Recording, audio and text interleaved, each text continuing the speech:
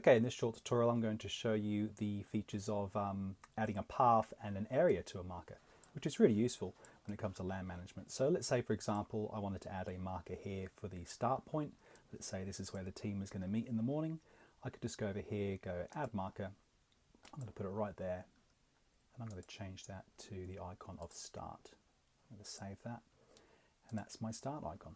So now if I want to draw out a path, let's say I wanted to tell the team you must walk around a certain path to get to a certain area, I just press on the marker and I go to the add a path option. And as you can see here, I've got my toolbar at the bottom and I can change the colors. Right now I've got red. Let's just set this to green so it matches the start. And all I've got to do is draw. And if I don't like where I've just drawn, I could just go undo and do it again. So I can click here.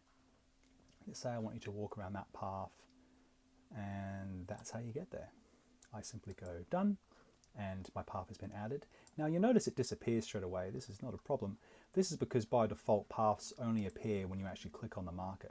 It's just to stop the map getting covered with lots of paths and areas. So if you want them to show all the time, it's very easy. You just click on the marker itself, go down to path and area settings, and since we've just drawn a path, it says here paths visible. Right now they're only visible when it's selected. So if I press always and then close that, now no matter where I am on the map, that path will always appear. So that is how you add a path. Now if I wanted to add an area as well, all I have to do, let's say I want to cordon off an area here. Let's say, I don't know, there's been a fire over here. This is a warning area. I could easily go on the marker here and I'll say add an area. And now all I have to do is basically just drop on the map certain pinpoints of where I want the area to be. Let's just get around there a bit more. And say I'm happy with that. And if you're not happy with one of the pinpoints, all you have to do is just press and hold it, and you can move it to the exact location you want to. And of course you can change the color as well if you need be. So let's just keep it in red. I'll just go done. And now that area is there. And once again, it's been hidden by default because we don't want to clutter the map.